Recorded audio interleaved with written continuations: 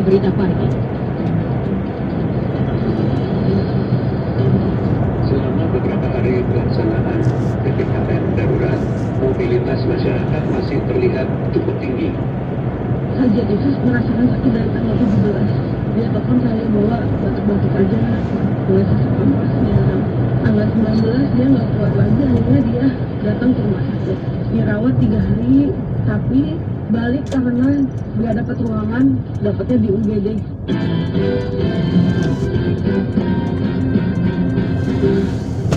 Sari Berita Pagi hari ini, mobilitas masyarakat masih tinggi padahal diberlakukan PPKM darurat. Penyakit penyerta hingga proses perawatan di rumah sakit menjadi bagian kisah dalam perjuangan menghadapi pandemi COVID-19. Inilah warta berita selengkapnya Rabu 7 Juli 2021. Saya Rizky Rustanto.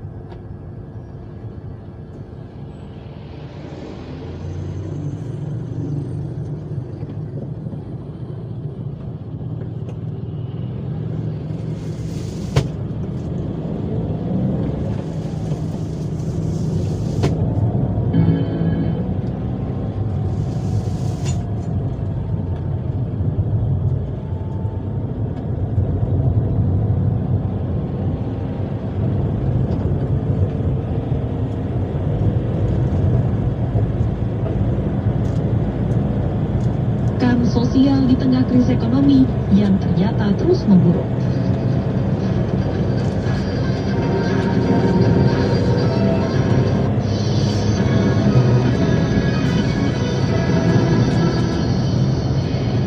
Dalam rapat paripurna, Badan Anggaran DPR dan pemerintah menyepakati laporan RAPBN dan RKP tahun 2022 yang fokusnya pada penanganan pandemi dan pemulihan ekonomi nasional. Ketua DPR Puan Maharani meminta semua kementerian dan lembaga efektif dan efisien serta membantu penanganan pandemi.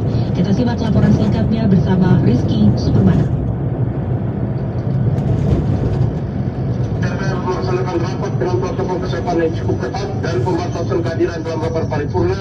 DPR melakukan rapat paripurna penyampaian laporan Badan Anggaran terkait pembicaraan pendahuluan RAPBN dan rencana kerja pemerintah tahun 2022. Wakil Ketua Badan Anggaran Banggar DPR, Muhyiddin Muhammad Said menyebut RAPBN dan RKP tahun 2022 masih berorientasi pada penanganan pandemi COVID-19 dan pemulihan ekonomi nasional.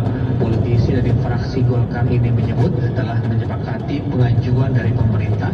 Asumsi makro pertumbuhan ekonomi tahun 2022 5,2 sampai dengan 5,8%. Kesepakatan laju inflasi 2 sampai dengan 4%. Kesepakatan 3 plus minus 1. Nilai tukar rupiah per US dollar 13.900 sampai dengan 15.000. Kesepakatan 13.900 sampai dengan 14.800. Tingkat bunga sekun 10 tahun 6,32 sampai dengan 7,27. Kesepakatan 6,32 sampai dengan 7,27. Sementara itu Ketua DPR Puan Maharani meminta kementerian dan lembaga untuk efektif dan efisien dalam menggunakan APBN tahun 2022.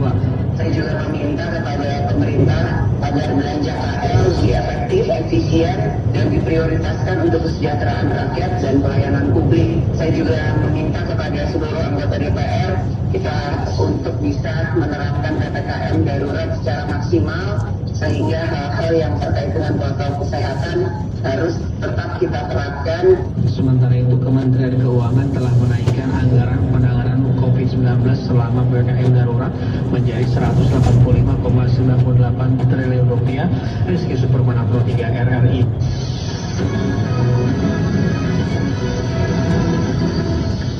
Menjelang Hari Raya Idul Adha yang bersamaan memberlakukan pembatasan kegiatan masyarakat atau PPKM darurat, Gubernur Jawa Timur Khofifah Indar Parawansa meminta masyarakat Madura untuk tidak melakukan tradisi toron atau pulang kampung. Selengkapnya kita simak laporan Miftahul Umar dari RRI Sampang. Ada tradisi toron. Mohon kembali untuk bisa menunda keinginan tradisi toron itu. Suasana ini tidak cukup Untuk menekan laju penyebaran COVID-19 menjelang Hari Raya Idul Adha yang bersamaan diberlakukannya pembatasan kegiatan masyarakat PPKM darurat, Gubernur Jawa Timur Khofifah Indar Parawansa meminta kepada masyarakat Madura untuk tidak melakukan tradisi toron atau pulang kampung karena mobilitas dan kerumunan masyarakat salah satu pintu masuk penyebaran COVID-19. Gubernur Jawa Timur Khofifah Indar Parawansa mengatakan suasana saat ini masih dalam pandemi COVID-19 dan belum kondusif untuk melakukan silaturahmi dan kegiatan lainnya. Khofifah meminta kepada masyarakat Madura untuk menundanya terlebih dahulu dan berharap semua dalam keadaan sehat. Pandemi COVID-19 bisa segera dikendalikan dengan kepatuhan masyarakat terhadap protokol kesehatan. yang biasanya Idul Adha ada tradisi toron. Mohon kembali untuk bisa menunda keinginan tradisi toron itu. Suasana ini tidak cukup kondusif untuk melakukan silaturahmi dengan kerumunan yang kita harapkan semua dalam keadaan sehat. COVID ini bisa dikendalikan dengan baik. Hal senada juga disampaikan Bupati Bangkalan Abdul Latif Amin Imron yang meminta masyarakat Bangkalan dan Madura pada umumnya yang ada di perantauan menjelang Hari Raya Idul Adha untuk tidak melakukan mudik atau pulang kampung. Kepada masyarakat untuk tetap menjaga prokes dan tidak mudik. Semua ini himbauan. Ia menambahkan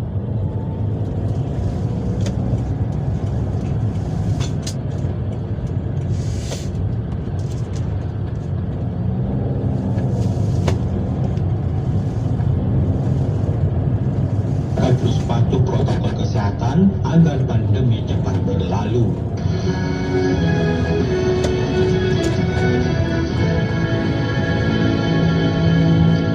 Ya, kita masih dalam suasana PPKM darurat untuk Jawa dan Bali. Hasil evaluasi 4 hari pelaksanaan PPKM darurat memperlihatkan bahwa mobilitas masyarakat ternyata masih tinggi. Padahal pandemi COVID-19 saat ini sudah masuk di level 4 yang artinya penyebaran virus sudah semakin cepat dan membuat fasilitas kesehatan kewalahan menampung pasien. Pemerintah berharap masyarakat mematuhi aturan PPKM demi keselamatan bersama. Kita simak laporan dari Agus Wijananto.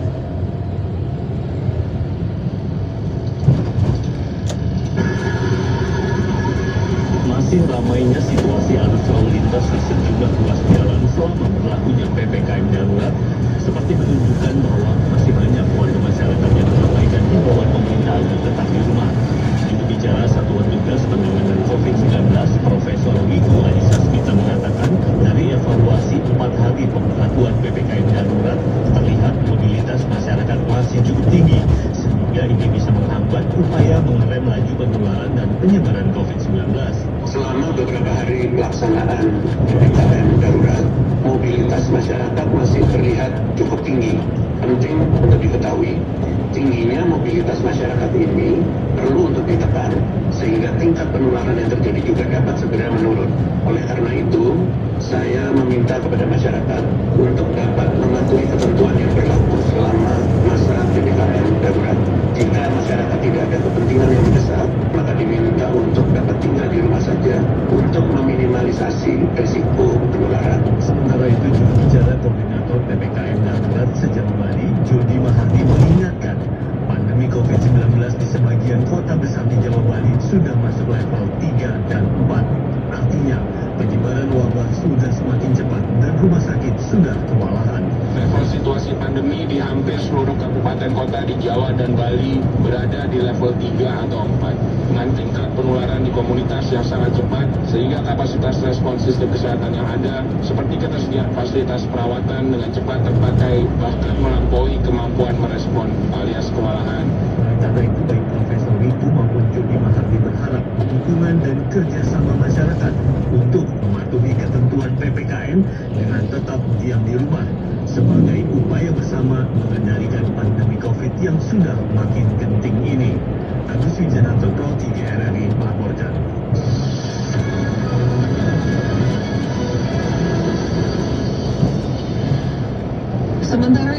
pemakaman jenazah COVID-19 di kota Solo sebulan terakhir melonjak 4 kali lipat dibandingkan sebelumnya.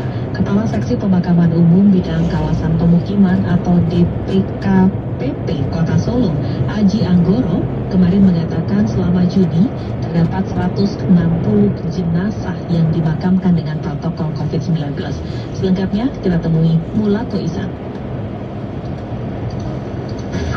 Kita melihat data Januari Dinas Perumahan Kawasan Pemukiman dan Pertanahan DPKPP Kota Surakarta mencatat adanya kenaikan pemakaman dengan protokol COVID-19 selama sebulan terakhir. Peningkatan itu mencapai 4 kali lipat dibandingkan bulan sebelumnya.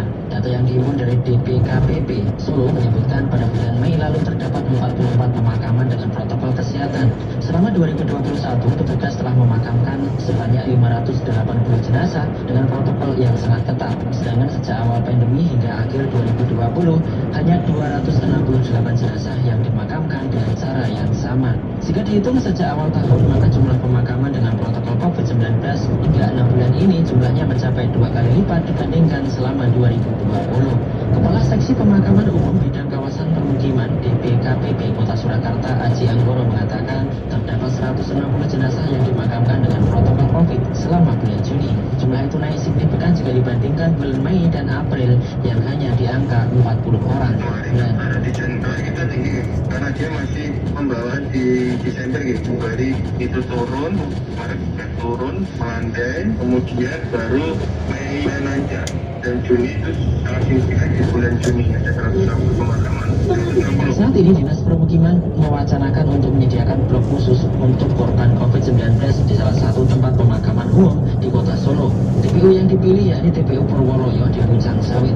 Sementara itu kasus COVID-19 di Kota Solo memang terus melonjak. Bahkan pada Selasa 6 Juli terdapat tambahan kasus positif 402 orang. Wali Kota Gibran Rakabuming sebelumnya menyampaikan penambahan kasus COVID-19 di Kota Solo sudah mengkhawatirkan. Ini memang angka COVID-nya naik. Mau gimana lagi? Ya ini udah bahaya, penambahan kasus hariannya udah banyak sekali. Sementara itu data dari Satgas COVID-19 pada Selasa 6 Juli kasus kumulatif di Solo mencapai 15.787 dengan kasus aktif 3.494 meliputi 3.212 isolasi mandiri dan 282 perawatan. Sementara kasus meninggal dunia 664 orang. Dari Surakarta, Mulato Isan melaporkan.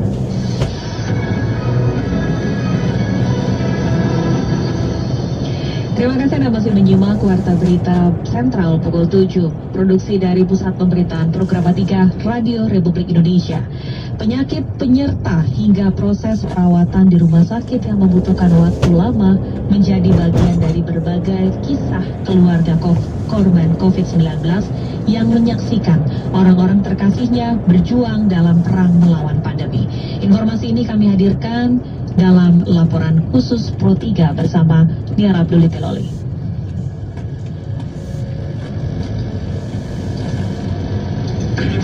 Laporan khusus. Laporan khusus. Laporan khusus.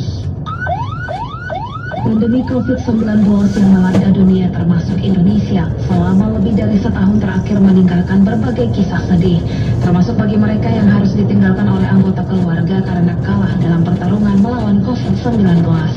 Beberapa hari yang lalu kabar duka datang dari salah satu pesohor tanah air yang juga kini terjun di dunia politik, Jane Salimar. Jane meninggal karena terinfeksi COVID-19.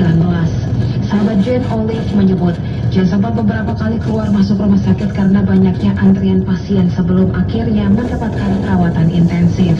Jadi Kajat itu merasakan sakit dari tanggal 17 Juni kemarin. Dia telepon saya bahwa batuk-batuk aja, nggak sesak napasnya. Tanggal 19 dia nggak kuat lagi, akhirnya dia datang ke rumah sakit. Dirawat 3 hari, tapi balik karena nggak dapat ruangan, dapatnya di UGD gitu ya. Setelah pulang tanggal 29 dia kehabisan oksigen dan anfal. Akhirnya menunggu waiting list hampir 70 orang, dia baru dapat ICU, masuk ICU. Begitu masuk ICU udah nggak sadarkan diri. Sang paman menyebut salah satu penyebab kondisi Jane memburuk karena ia memiliki riwayat penyakit penyerta atau komorbid. Sebenarnya pun mulai dulu waktu masuk pertama di maka itu kan belum dapat. Jadi sejak saya datang lihat dia, sejak dia langsung lihat dan ternyata itu dia ada asma ya. Jadi COVID ini sudah betul merasakan asma ya. Cerita lain juga datang dari Yosef yang baru kehilangan sang ayah pada awal April lalu. Menurut Yosef, kondisi ayahnya telah dalam keadaan kritis ketika mendapatkan diagnosa terpapar COVID-19. 25 dia merasa sesak dan di tanggal 26-nya di hari Kamis rumah sakit memutuskan untuk melakukan CT scan. Jadi paru-parunya tadinya masih kelihatan banyak hitamnya, tiba-tiba itu jadi putih semua, hampir menutupi semua, udah benar-benar banyak kiri kanan tuh udah putih-putih gitu. Di situ dokter mengatakan bahwa 90% dia meyakini COVID. Data terakhir menunjukkan pada Selasa 6 Juli 2021, angka kasus positif harian di Indonesia mencatatkan rekor baru yang menembus angka 31.189 kasus sejak pandemi melanda Indonesia awal Maret tahun lalu. Sehingga total kasus positif saat ini adalah 2.345.018 kasus, di mana angka kematian harian hingga 6 Juli kemarin mencapai 728 kasus, sementara angka kesembuhan harian mencapai 15.863 kasus. Dari jumlah kasus positif harian terbaru ini, DKI Jakarta masih menjadi daerah dengan penyumbang angka kasus tertinggi, yaitu 9.439 kasus baru, menyusul Jawa Barat dengan 7.239 kasus. Dari Jakarta, Mira Abdul Tenoni, Pro 3 RRI.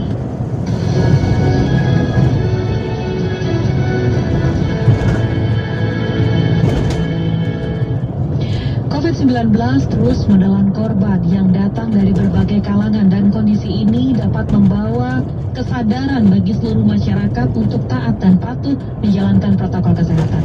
Kami hadirkan tanggapan masyarakat mengenai jumlah korban COVID-19.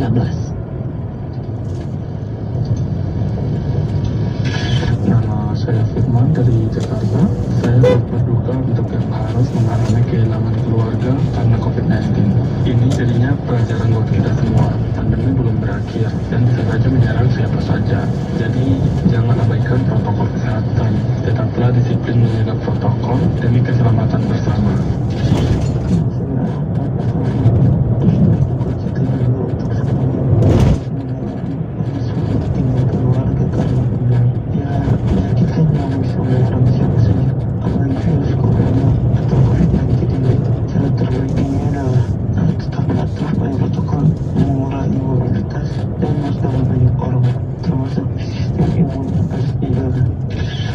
Saya Dion, asal Bogor, turut berduka untuk semua yang kehilangan keluarga atau orang yang terkasih karena COVID-19 ini.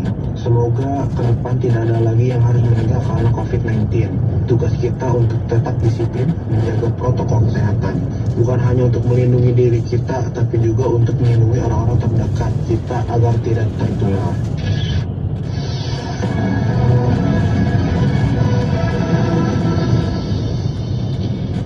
Kehilangan orang-orang terkasih ini mungkin yang menjadi beban dalam situasi pandemi COVID-19. Kami hadirkan komentar pagi hari ini menyoroti beragam kisah keluarga yang ditinggalkan orang-orang terkasihnya karena COVID-19 lewat editor senior Pro 3 Widi Kurniawan.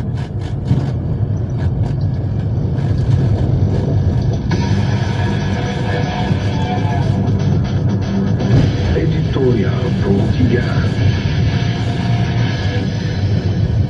Selamat pagi pendengar. Kali ini kata orang adalah serangan kedua COVID-19 dengan varian Delta. Konon kabarnya berasal dari India dan kita sempat menyaksikan betapa menderitanya India akibat serangan COVID-19 varian Delta. Dan kita semua kini merasakan bagaimana serangan varian Delta itu di tanah air. Hampir setiap hari grup WhatsApp mengucapkan turut berduka cita, semoga husnul khotimah. Sementara di surau dan masjid juga seringkali terujar ucapan innalillahi wa inna ilaihi raji'un, telah berpulang rahmatullah fulan dan fulana. turut berduka cita atas meninggalnya seseorang yang ternyata ketika ditelusuri sakit akibat COVID-19. Sampai kemarin sudah 2,3 juta orang terpapar COVID-19, yang sembuh 1,9 juta, tapi yang wafat sudah 61.000 orang. Artinya, selama 460 hari serangan wabah coronavirus di Indonesia, 2 Maret 2020 rata 135 orang meninggal dunia.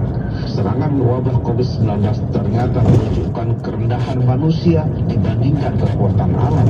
Sejumlah tokoh wafat karena COVID seperti ekonom Sri Hartati, tokoh PAN John Sivi Mirin, tokoh Nasdem Emi Hafid, advokat Muhammad Assegaf, tokoh agama Syekh Ali Jabir dan Romo Maryamo, serta ketua ID Tangsel Umar Ismail dan ketua Ikatan Dokter Indonesia Bekasi Komarudin Askar. COVID-19 tidak mengenal artis dan budayawan seperti Ki Mantep Sudarsono, Rina Gunawan, dan Jen Salimar.